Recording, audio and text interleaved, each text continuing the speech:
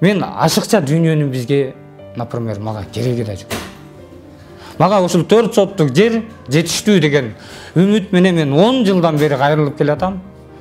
Чечпейт эч ким чечпейт. Акимиятта чечпейт. Акимиятта да, губернатор да чечпейт. Мына биринчи 4 соттук жердин кызыл китебин мага колума карматып туруп, анан мына азыр келип требуйт этсе, анда мен башкача, анда мен күнөөлүү болот элем. Мен 10 жылдан бери кайрылып ала албадым, акышында келип алып туруп, нериңиз жараксыз абалда. Кетиңиз бу жерден срочно чыгышыңыз керек. Балдарга жашаганга болбойт, мүмкүнчүлүк жок. Же болбосо балдарды дегдон алып кетебиз, туура түшүнүңүз. Ошондо сиз Батирде турган ээси болбой эле ошол айыл өкмөт акимияттан келип тартып алабыз дегенде Бишкекке качтыңызбы? Мына ошонун айынан ушул жерде азыр классташ баламдын үйүндө күн кечирип атам. Мен миселге алардан окат сурап, балдарымды бага албай калдым. Мага жардам бергиле деп мен аларга күнүгө барып аткан жерим жок биринчиден.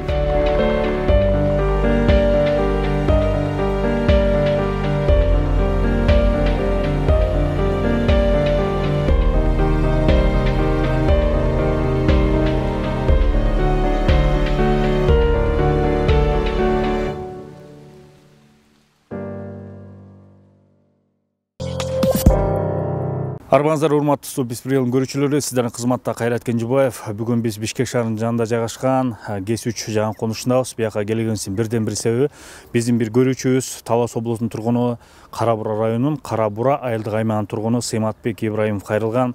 Ал ошол 3 баласын айыл өкмөттөгүлөр бала үйүнө алып коюйн дегенде Бишкек шаарына качып келген экен. Момундай кыштын кычыраган чилдесинде 3 кичинекей чейдей баласы менен да ошолордун көйгөйүн чагылдыралы деп ушул жерге келдик.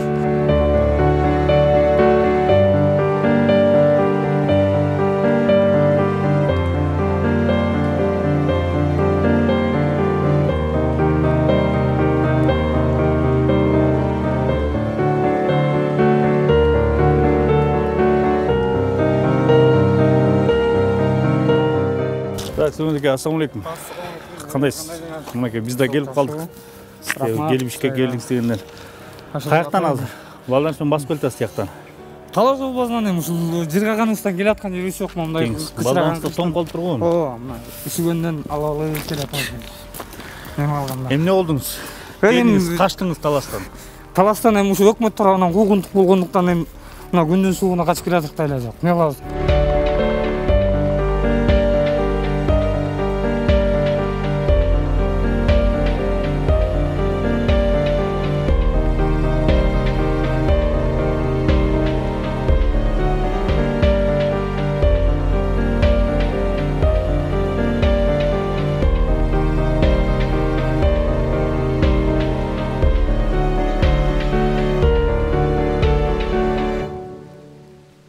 Балдардын баягы балдар менин келечегим. Кар жаап аткан 2 күн мурун ушул жакка келдим, өкмөттө жүрөм дедсиздер. Жогорку кеңештин ишин. Эми ал жерден да ачыгын айтканда эч ким кабыл албай койду да.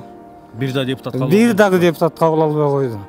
Мынакей анан көрө карапайым эл мына классташ балдарым бар экен, мына ушул жерден башка не кылып туруп атасыз азыр. Классташ баламдын үйүнө Кудай буйруса мына келдик.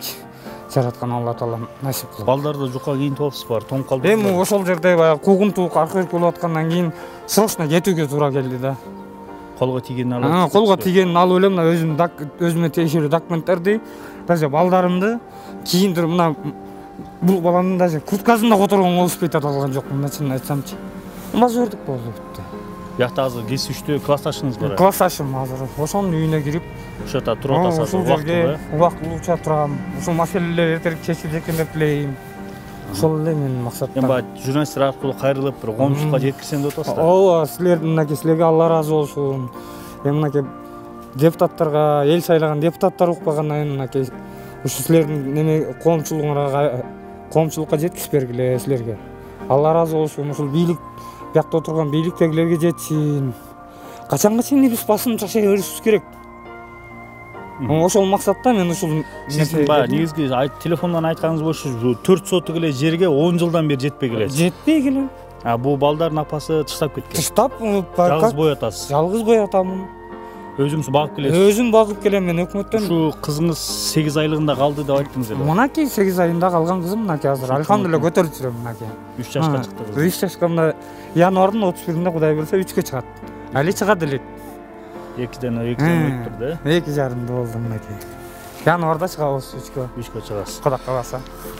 Эми сиздин баягы азыр калганмы үйдөн уланталбы, балдарды düşүп кетпесин. Хорошо, макул жүрүңүздөр.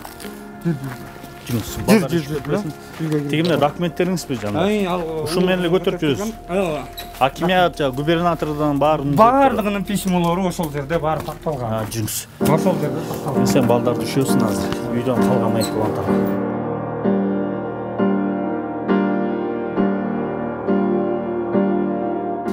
Суроо мындай, кыштын мындай кыран суугунда, чилдесинде дегендей 3 балаңызды ээрчитип алып таластан бияка эмне себептен качтыңыз? Буга эмне түрткү болду? Сиз муртадан бери ушу стоп беспределге кайрылып келесиз, көйгөйүңүздү айтып келесиз. Бирок ушу Бишкекке качып келгенге мажбур болдум, балдарым менен деп келип айтып атасыз. Ушу могу ГЭС-3 дегенде Бишкектин жанындагы жаңы конушта ушу досуңуздун, классташыңыздын үйүңүзгө келип ошол жерге азыр убактылуу жашап туруга аргас болдум. Ушунда качканга туура келди деп телефон чалдыңыз да. Эмне түрткү болду? Ошо окуяңызды багы түшүндүрсөңүз, ушу көрүүчүлөргө түшүндүрүп берели да. Эми мындай да баягы жалпы кыргыз элине баягы маалымат жеткиликтүү жана түшүнүктүү болуш үчүн эми баягы кыргыз айтылат, ооз эки айтылган сөз калп деп айтылат да, чынында.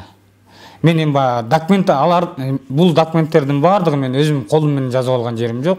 Бир документтерге келебиз. Эми биринчиси баягы эмне себептен 3 бала кичинекей бала экен да? Эми баягы өкмөт тарабынан ачыгын айтканда куугунтукталган үчүн келип отурам ушул жерге.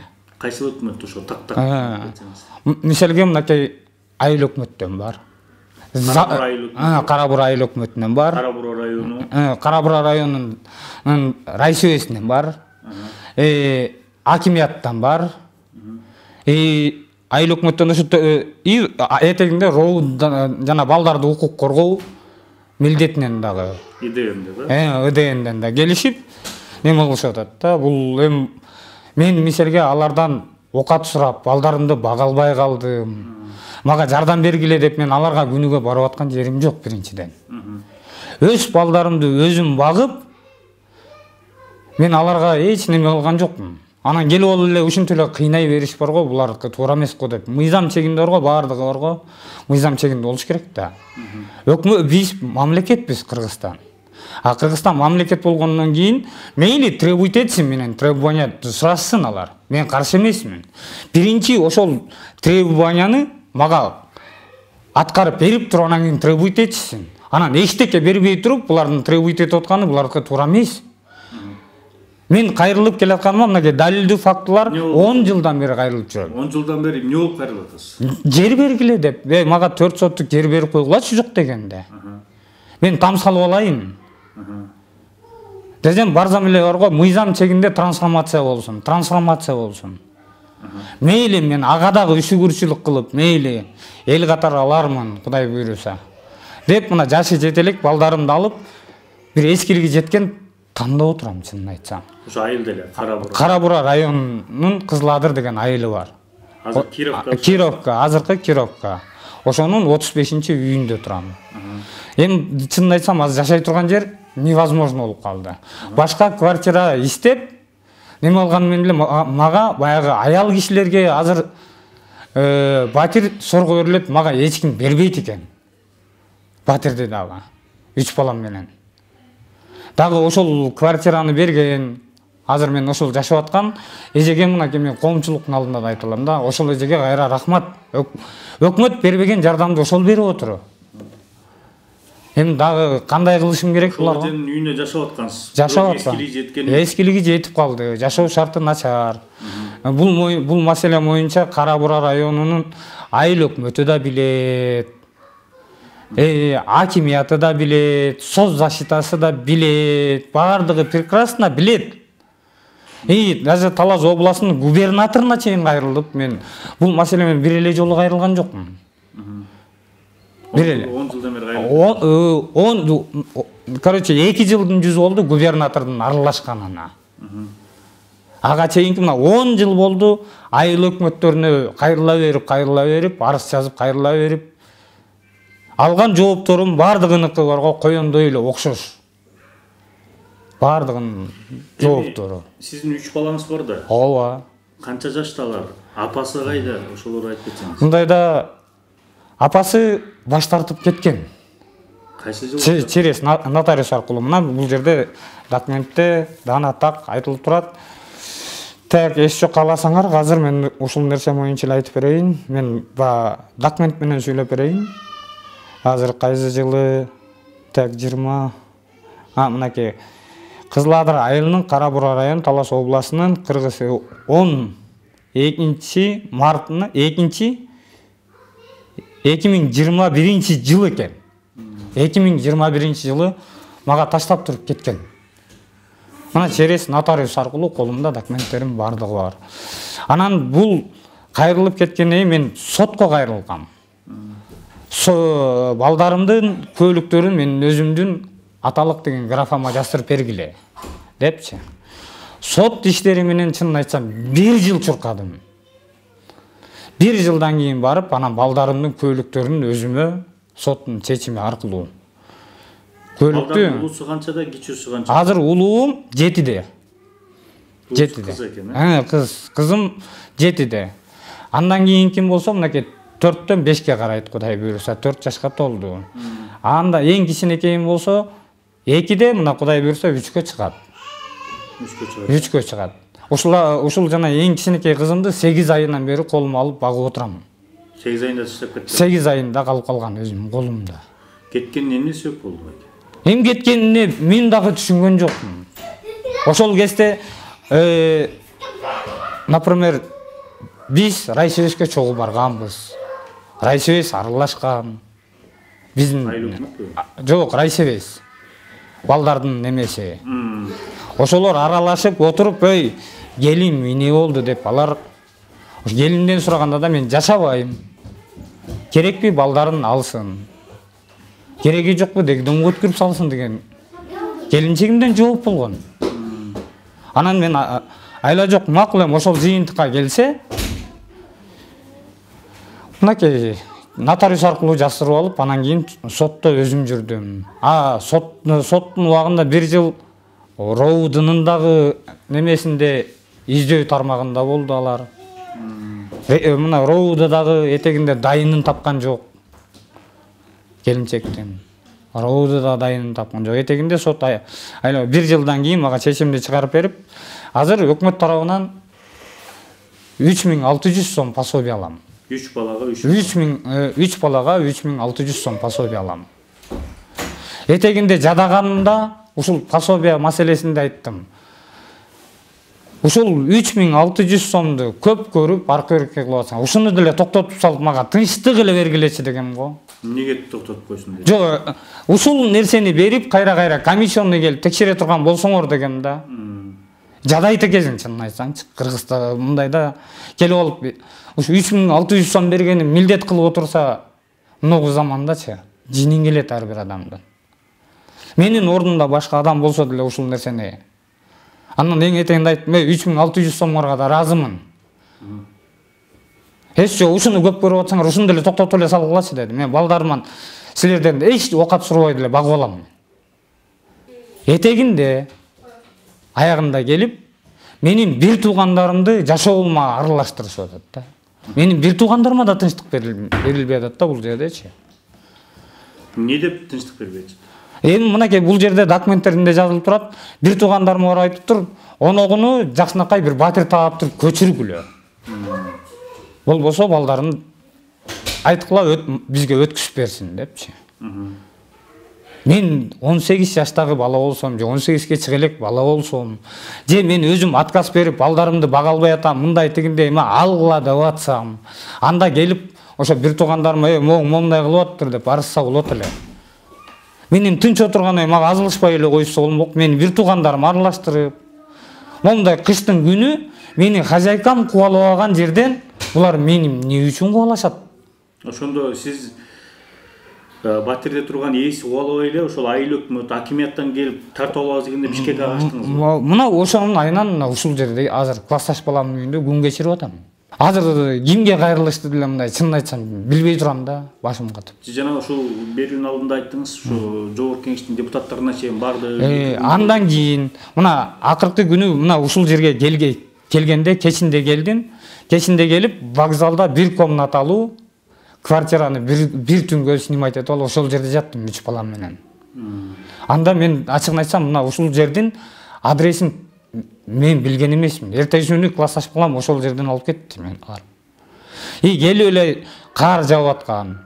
Жогорку кеңештин аркасында барып 3 саат 3 балам менен ошол жерде жогорку кеңештин депутаттары Элвира Сурабалдиевага, Марат Мураталиевке, Дастанга, Жумабеков.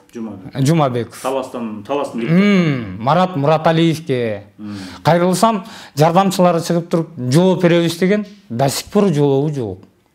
Эч кимиси мага бар го мындай жооп берүү деген мындай немеден түшүнүктөн артта калганда, ошол жерде туруп балдарым үшүгөндөн президентский аппаратка бардым. Президентский аппаратка барсам, бир бала чыгып алып кайра мага оңураңдайт го, күн сууукта эмнеге балдарыңызды алып жүрөсүз мындай самдалып депчи. Мен ошол жерден айттым, мен жыргаганыман жүргөн жокмун бу жерде. Ойногонуман ушул күндүн суугунда балдарымды алып, мен силердин алдыңарга ойноп келген жокмун. Десем, ал Таласка райондун акимине чалып туруп, мына мен сүйлөшүп койдум, болду, бара бериңиз, сиздин тынчыңызды эч ким албайт. Барып баягы эскилиги жеткен тамда кайра дагы өмүрү сүрө бериңиз. Бул эми мыйзам чектүүбү? Мисалге чоңдордун гимизине барып, мына неде документимде турат бардык нерсе. Мындайда эмне деп мына жер боюнча кайрылып келе атпайсызбы 10 жылдан беричи? Мисалы ошол акимияттын жобу кандай, айыл өкмөт эмне деп атат? Эми сизде деген ошол сиздин негизги максатыңыз бир 4 сотук жер болсо, ошол жерге временканы салып алып, өзүм оокатымды кечирсем деген нерсе да. Ооба. Мага тынч коюшса, мага мамлекеттен эчтеке жардам кереги деле жок. Мен мисалге мынакей ушул кызымды 8 айында колума алып, өкмөттөн жардам сурабагандан кийин азыр кызым 3кө чыгып калды ошол кызым. Мен мындан аркысында өзүмө жараткан Алла Таала ден соолук берип турса, мен алардан мен өкмөткө барго көз каранды боло турган адам эмесмин. Кайра наоборот өкмөткө жардам бере алам деп айта алам. Мынакей коомчулуктун алдында каерде болсо дагы. Мисалге мен убагында көп эле иштерди мына өкмөт тарабынан көп иштерди бүтүргөн адаммын. Жарыктандыруу, мына Бишкектеги Кыргыз драма театрдын полный электричествосун жасаган адаммын. Ошто аэропортту жасаган адаммын электричествосун 2010 жылдары. Сиз ошо балдарыңыз ушул өзүңүз деле эмгегиңиз менен эмне кылып нан табасыз? Эмне кылып нан тапканда, например, азыр 21-жылым. Технологиянын өнүккөн заман. Азыр мисалге бирөө тефали бузулуп калат экен, аны алып келет. Аны 150 сом оңдой коем, үйдүн ичинде отуруп. Бирөөдүн духовкасы бузулат. Аны оңдой коем, бирөөдүн шурпайорту бузулат, анын дрели бузулат. Ооба. Мен ушул энергетика тармак, анан кийин өзүм сварка менен иштеп коем, сантехника менен иштеп коем, евро ремонттор менен иштеп коем акырын. Ошо балдарыңыз ошонтип эле багып кетти. Ошентип эле багам мен.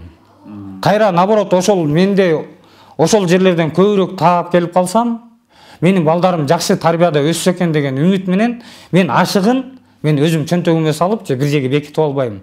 Ошол райондо мага окшогон мындай аялдар бар. Аял заты эми биз эркекпиз. Анан баягы 5 балалуу, 6 балалуу аялдарга колдон келишинче жардамымды аябайм. Продуктудай. Менин балдарым жеп отуруш керек да, эмнеге алардын балдары жебеш керек? Менин балдарым ошол нерсенин бардыгын бапыратып жеп, эртеңки келечектеги тарбиясы кандай болот? Мен ашыкча дүйнөнүн бизге, например, мага кереги да жок. Мага ушул 4 соттук жер жетиштүү деген үмүт менен мен 10 жылдан бери кайрылып келатам. Чечпейт эч ким чечпейт. Акимият да чечпейт. Акимият да, губернатор да чечпейт. Мына телефондо губернатордун через WhatsApp аркылуу берген жооптору да бар. Мен мисалге через WhatsApp аркылуу губернаторго жөнөткөн жана жашап аткан жердеги тамда жашап аткан немелеримди бар го, жазында, жамгырда суу агып ар жерге тазик коюп койгон видеолорума чейин жөнөткөм. Аке туура түшүнгүлөчү депчи. Эмне анан өкмөт ошо бөлө албайт атабы сизге ушундай? Бирдеке жылорго биз мыйзам бузбай, булардын эң жакшы кайрылып кирип барсаң эле барго, биз мыйзам бузбайбыз. Мыйзам чегинде иштейбиз. Кайсыл мыйзам? Мейли бардыгы мыйзамдуу болсун. Мыйзамдуу кылып текшерсин, барсын, мен жок дебейм, мен каршы эмесмин. Биринчи берип кой. Эрте жаста берсе, мен эмге чейин намойтуп куугунтукталып, өздөрүнө да проблема кылбай. Мен эмге чейин барго, биринчи 4 соттук жердин кызыл китебин колума карматып туруп, анан мына азыр келип требуйт этсе, анда мен башкача, анда мен күнөөлүү болот элем. Мен 10 жылдан бери кайрылып ала албадым, акышында келип алып туруп, нээриңиз жараксыз абалда. Кетиңиз бу жактан. Бу жерден срочно чыгышыңыз керек. Балдарга жашаганга болбойт, мүмкүнчүлүк жок. Же болбосо балдарды дегдоңго алып кетебиз, туура түшүнүңүз. Бул эми мыйзам чегиндеби? Силер мындай. Сиз бербейм дейсиз да балдар. Мен балдарды аларга барго, ачыгын айтканда, мен коомчулуктун алдында мен мурунку Талас телевидениясы тарткандагы видеолорума чейин бар. Талас телевидение. Мен ошол кезде балдардын көйлүгүн алып атканда Райсебес мени телевидение чакырып туруп тартканда дагы телевиденияда туруп айткан. Мен балдарымды эч кимге бербейм. Наоборот, бага албаган аялдар болсо, бергиле, мен ушуларга бир тууган кылып багып алайын деген мына сөмкаларым да бар менин. Аны мен коомчулуктун алдында туруп айткан сөзүм да бар. Мен анын бардыгын тастыктай алам. Мына менде өзүмдө бүттүгү сөмкалар бар. Аны мен тарткан эмес, мына Талас телевидениясы тарткан. Ачыгын айтканда. Мендеги немелер ушуларда. Ана мынакей документацияга келсек, мынакей эң акыркы немесинде эми мени калпайтып атыр десе, мынакей документтерде бардыгы турат. Комиссиянын мүчөлөрү Ибраимов Сыйматбектин бир туугандарынын агалары менен сүйлөшүүлөрдү жүргүзүп, башка батирге көчүрүүнү жана балдарын көзөмөл жүргүзүп, үй шартын колдоо көрсөтүү жагы сунушталды дейт. Туугандарыңыз жардам бере албайбы? Эми туугандарым мындай да, эми туугандарга келсек. Туугандарым, мен өзүм 14 бир тууган адаммын. 14 бир тууган адаммын. Азыркы жашоо шартка жараша ар кимдин турмушу өзүндө биринчиден. Экинчиден 4 иним азыр үйлөнө албай, ошол кемпирдин үйүндө тыгылып отуруп. Ошо жери жоктун айынан, трансформация болбогондуктун айынан, үйлөн десең, үйлөнүп алып сак окшоп биз да батирде жүрөбүзбү дейт да. Батирде болгондон кийин кыздар тийбейт экен, жериң жок болгондон кийин деп. Алар өздөрү үйү жок отурган бир туугандарыма барып алып, булардын задание бергени мен үчүн барго, эми ашыкча эле болуп калды го деп ойлойм да. Сиздердин оюңуздар боюнча кайдан? Бул мыйзам чегинде барго, бардык нерсе мыйзам чегинде болуш керек да. Эми ошол жерде эч кандай жооп болбой атат дедиңиз. Эми дальнейший эмне кылайын деп атасыз? Эмне кылайын? Дальнейший мен булар менен Бишкекте калып, эртең Кудай кааласа понедельник күнү президентке кайра барганга аракет кылам. Президентке кирүүгө аракет кылам. Мына силер телеканалдар аркылуу урматтуу Садыр Жапаров, может Камчыбек Ташиев, Курманкул Зулушев угуп аткан болсо, кабыл алсам, мына силерге сүйлөгөндөй эле сүйлөп берем. Мына менин колумда документтерим баары турат. Мен мисалга өзүм отказ берип аткан жокмун. Менин балдарым менен тийишпегиле, мен балдарымды өзүм тарбиялап алам. Мага 4 соттук эле жер берип койгула. Акыры ушинтип текшересиңерби, 4 соттук жер бергиле, мага мындай жакнакай кылып деп кайрылганымда, муну кычыраган кыштын күнү бул жаңы закон чыккан болуш керек. Кычыраган кыштын күнү 3 баласы менен куугунтукка алуу деген. Жаңы закон ушундай закон, мындай закон жок болуш керек мен билгенден. Сизге кайсы күнү келип атышат ошо балдарыңызды алып коем деп? Кайсы күнү келип атышат? Ноябрдын канчасында? Азыр анада да. Аяк ченинdeби? Азыр тактап беребиз азыр. 2022 жылдын 18 ноябры деп турат. Комиссия келди. Комиссия мынакей комиссия мүчөлөрү. Комиссия мүчөлөрүндө мынакей зам аким Салтанат деп турат фамилиясы. Райсебестен, Райсебес, Райымбердиева Эльмира деген бар. Ошол Райсебестин начальниги. Райсебестин замы болобу, ким болот, Талай деген бар. соцзащитадан мынакей неме Закида деген эже бар. Мына өздөрү кол коюп берип отурушат. Биз бардык, текшердик, анан мынакей туугандарын айттык деп. Мен бул документти өзүм жазып алган жерим. Сиз ошол жерде отпайсызбы? Мага 10 жыл мурун кезекке тургансызбы? Айыл өкмөттөн бөлүнсүн мага деп. Менде бүт айыл өкмөттө как раз делом бүт такталып, мына ошол мына бул жерде азыр айыл өкмөт мынакей мага кезекке тургансыздар. Кезекке турулган. Азыр мынакей бу жерде турат айыл өкмөт мынакей. Бул жерде биринчи айыл өкмөт мага мен мисалге өзүбүздүн айылдык Дастан деген ошол Кара-Бура районуна айыл өкмөт болуп келген. Ошол кезде ушул эми биздин айылдык го, акем го, барсам бир жардам берер деген жаман оюм болгон жок. Бир 4 сотук жер чечип берер деген ой менен мен ошол Дастанга кайрылгам. Дастанга кайрылгандагы анын берип аткан жообу мага. Анын берип аткан жообу мына могу. Момундай болуп берилип атат да. Кара-Бура айыл өкмөтүнүн тургуну аз камсыз болгон үй бүлөлөрдүн тизмесинде катталганы Ибраимов Сыйматбектин Талас областындагы ыйгарымдуу укуктук өкүлүнүн аппаратына жер участогун боюнча кайрылганы жооп иретинде жерлер трансформация болгондон участок бөлүп берилерин билдиребиз деп. Өзүмдүн айылдаш акем мага жооп берип атат. Болду ошондон кийин? Жок, боло элек. Андан кийинки айыл өкмөткө кайрылып атам. Баягы ротация болду как раз айыл өкмөттөр. Бул айылдык неме мага ошентип жооп берип туруп кетип калгандан кийинки жаңы келген айыл өкмөткө барып кайрылгам. Ким деген айыл өкмөт? Мына бу жерде Б Станкулов деп жүрөт фамилиясычы. Айылдык аймагында. Мына азыркы данный моменттеги айыл өкмөтү ошол. Ротация болуп келгендеги. Ал урматтуу Сыйматбек Ибраимов деп атат да. Сиздин 24/04/2012-жылы жазган арызыңызды Кара-Бура айыл өкмөтү төмөндөгүдөй билдирет дейт. Кара-Бура айыл аймагынын калктуу конуш кеңейтүү үчүн жер бөлүп электигине байланыштуу сизди күтө туруңузду суранабыз. Сиздин арызыңыз Кара-Бура айыл өкмөтүнүн кароосуна журналында катталып турат деп атат. 2012-жылда. Мынакей бул жерде 24/04/2012-де өздөрү жазып берген. Мына жакшынакай болуп башчысы деп туруп, анан кийин колу коюлуп, печаты басылып берилип атат. Акимдер келгенде сиз айтып атасыз, өздөрү үй салганга аракет кылып келишти депчи. Анан кийин эми бардыгына макул болуп отурганымда мына эми барып ошол бир эле мен эмес, Кара-Буранын элинен да сурасаңар болот.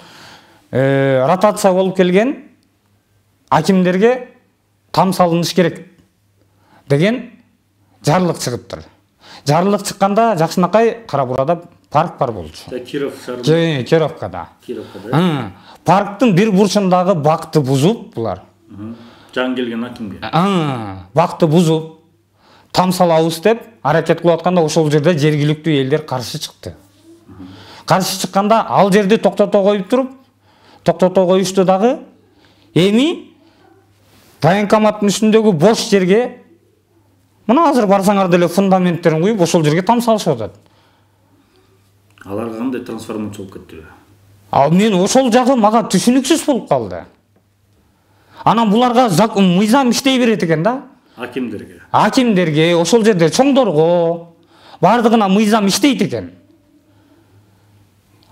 Бизге окшогон 10 жылдан бери ошол жерде туулуп, ошол жерде чоңоюп, ошол жерде өсүп, мына ошол жерден балалуу болуп, момундай кичинекей балдарым менен. Чээде 3 бала. Чээде 3 бала менен келинчегим жок. Ошого да кайыл болуп, мына мейлим силер мейли мыйзам чегинде эл катары алармын деп жүргөндөн кийин куугунтук кылбай эле койгула, менин бир туугандарым жашоого аралаштырбай эле коюшсун да. А бир туугандарым мага келип не деген сөздөрдү айтылды ал жерде, ачуулукта. Ошонун баарын айта беришим керекпи? Андай болбойт да. Бир туугандарым бизди уят кылып бүттүң дейт. Мен бир туугандарыма түшүндүрүп атам, мен силер уят болгон жоксуңар, силер мени туура түшүнгүлө. Булар уялсын деп акыркы жолу губернаторго бардым. Губернаторго барып, жакнакай. Мына ушунун астында. Губернаторго бул шаарга чыгардын астында губернаторго 3-күн кабылдамасында болуп, кабыл алды сизди? Кабыл алды. Президенттин Талас облусуна жазам деп. Ооба, губернатор кабыл алды. Ошол жерде 5 райондун акими чогуу отурду маңдайымда. 5 райондун акими Талас облусунда, Талас областында как раз губернатордун кабылдамасында болдум. Болуп, ошол жерден акимге задание берип атканда, мен сразу эле акимге айттым, губернаторго айттым. Урматтуу губернатор, буларыңыз чече албайт. Анткени себеби дедим. Неге чече албаган себеби? Жооптор. Булардын берген жооптору бар менде. Деп бүт жообун көрсөтүшпү? Ооба. Бардыгы бар. Акимдин да жообу бар бул жерде. Акимдин жообун көрсөткөндөн кийин туруп мага мынтет го. Мен ошол жерде менин көзүмчө бир телефон менен бир араптарга чалды. Ушундай семья бар. Там менен камсыз кылыш керек. Мындай тигиндей дедиле. Поговорим тигүү деген дей болушту. Мен ал точно жообун билбейм. Араб не деп жооп берди? Не деп жооп берди ана губернатор аким? Губернатор туруп барго. Эми тынч барып чыгыңыздагы документтериңизди бияка тапшырып бериңиз. Кудай буйрса, мына арабтар дагы там салып баштайт. Там салганда Кудай буйрса сизге там бөлүнүп берилет деди. Андай мен жомокторду барго 3-4 жылдан бери угуу берип чарчадым. Анан кыскасы айтканда футболдогу мындай тоголок эле топтой болдум да. Биягына барасың бир тебет. Биягына барасың бир тебет.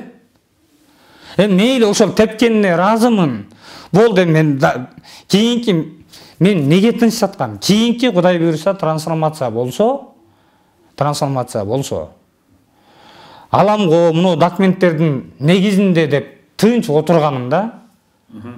Мынакей өздөрүнүн кишилери келип алып мени куугунтуктап туугандарды аралаштырып менин жашоома. Үйүңүздөн чык деп. Үйүмөн чык деп. Опузалап, коркутуу. Мындай барго бул туура эмес. Бул Жонан да могу президенттин Талас облусунун ыйгарымдуу өкүлү болгон Бактыбек Наркулов деп.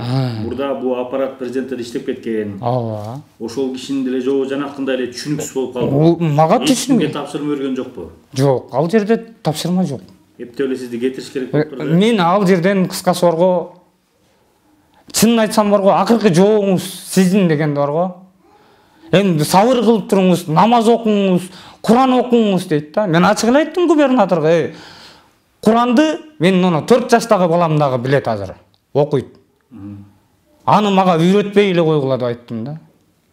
Намаз окуганды, Куран окуганды. Мага эми ошол губернатордун бере турган жообу ошол. Губернатор ушундай жок. Ооба. Сабыр кылыңыз дейт. Мен айттым, сабыр. Бир жолу болот, 2 жолу болот, 3 жолу болот. 4 жолу болот, 10 жолу. Мына силердин сабырыңар может 10 жолу болот чыгар. Эми 10 жыл болбой чыгар. Ошол 10 жылдык сабырды күтүп отургандан кайра келип, мен куугунтуктап, мен кыйынмын деген заманга келип калдыкпы. Анда лучшороо Кыргызстандан биротулу учеттон чыгарып туруп куа ала бербейби? 3 балаң менен кайкырдан ошокко барды. Же биротоло мени соттошсун. Соттоп балдар салсын дагы. Балдарым да алсын. Мени же өлтүрүшсүн. Бирок соттогон учурда да бар го, менин балдарым бар го, мен бергим келбейт. Мен 8 айында бербеген, 3 жашында, 8 айлык, 6 жаштагы балдарым убагында сот аркылуу соттон сураганда дагы мен сотко айткам, мен бербейм деген.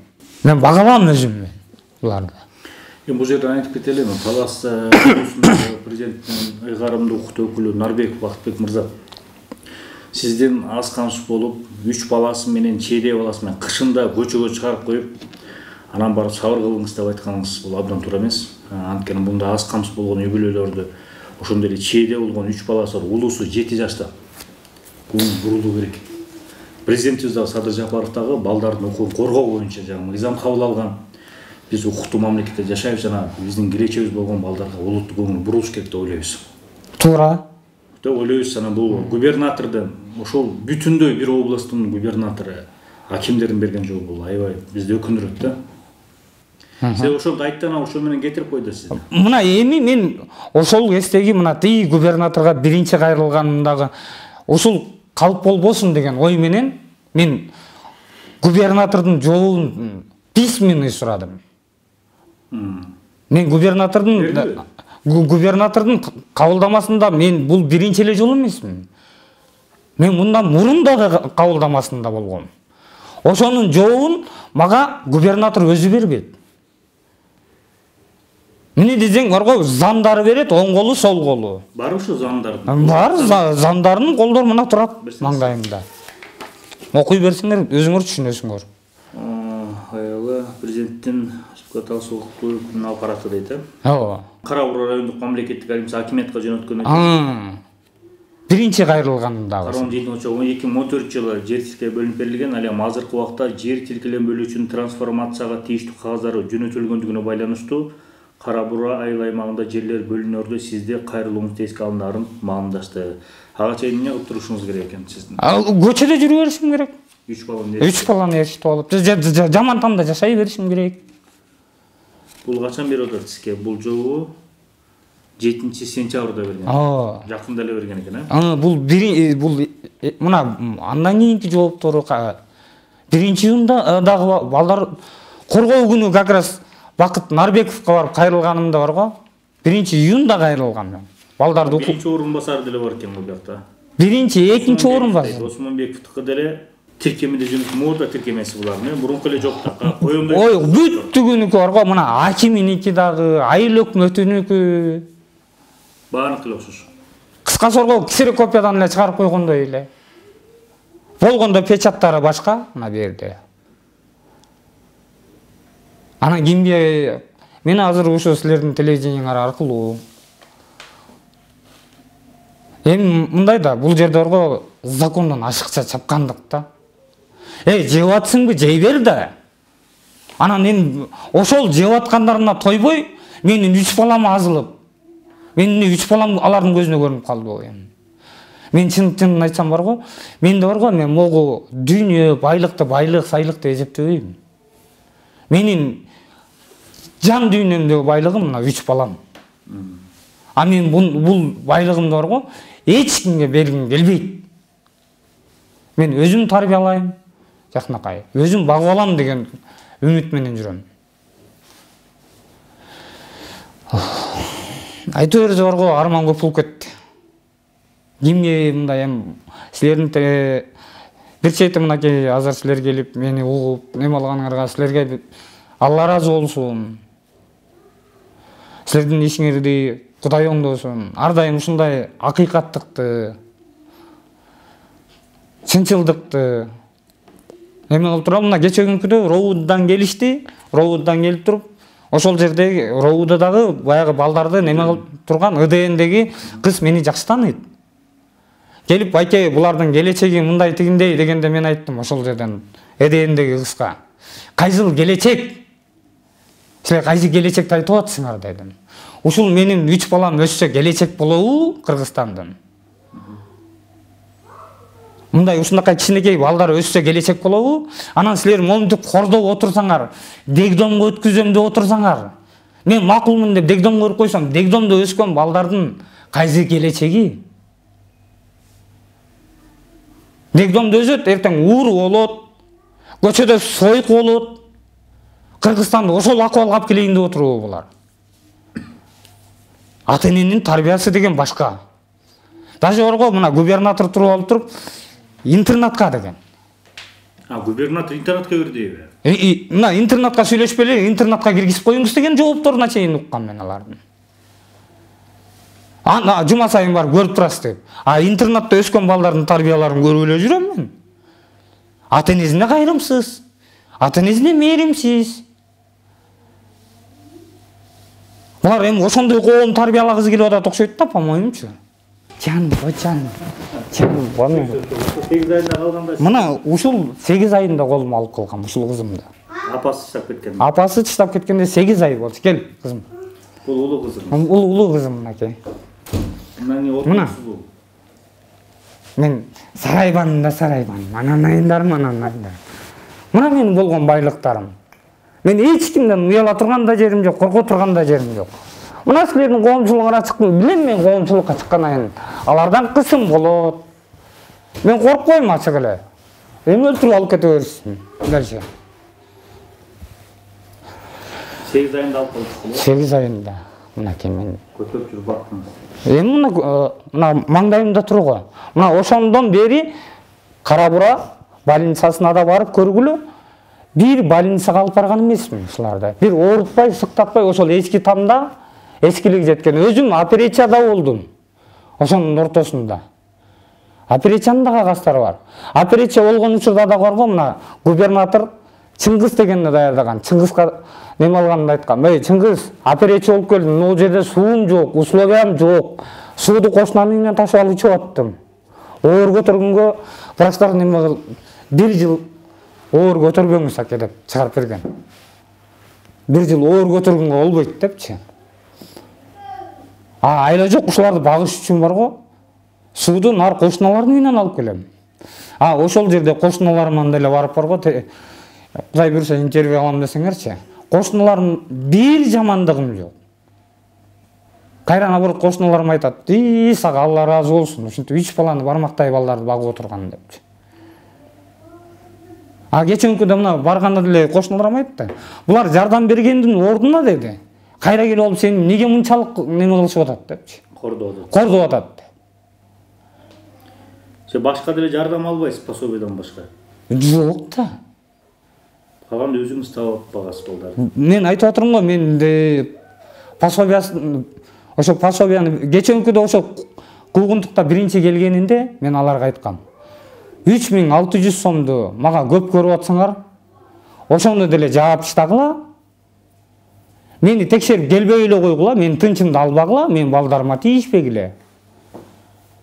Дегеним ошол жерден кубалап чыгып атканын кошуналарым да көргөн тилдеп. Аягында тилдейдим чынын айтсамчы. Кетип барып туруп мен бир туугандарымды жашоомо аралаштырган. Бул кандай нерсе булардыкы? Чересчур эле беспирде эле мындай айтканда, орустар айткандачы. Кордуктун да корго даканса мындай чеги болот. Антип эле барго баягы түшүндүм мен аларды. Бул 3 баласы менен отуруп колунан эчтеке деле келбейт. Каяка жетмегиле деген ой менен кылышып атат да. Анын үстүндө мынакей эмнеге кысым кылышып атканы документтердин баары турат. Булар өздөрү кол коюп берген. Мен мына телевидениянын алдында да туруп айтам да. Өздөрү коюп берген колдору, өздөрү жазып берген письмалары өздөрүнө душман болот. Мен мондай эле айтайынчы. Мен эмес. Өздөрүнө душман кылып алып туруп, кайра мени дагы тынч койбой аткандарына мен таң калып атырмын да буларгачы. Неге мындай кылышып атат?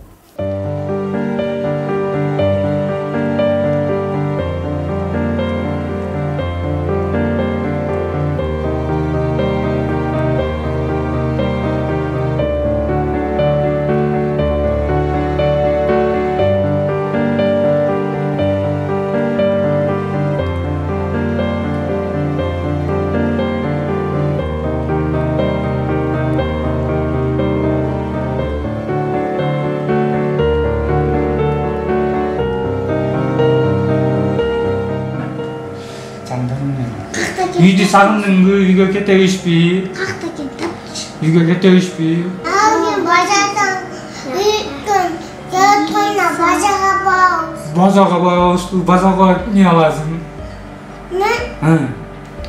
Эмне алып берейин? Мен чипчи. Кукурус менен чипчи жейсиңби? Банан менен йогурт жебейсиңби? Банан менен йогурт жейсиңби? Сен мени каяка барат элең? Меккеге. Анан айында. Тилегиңе кезип, тилегиңе.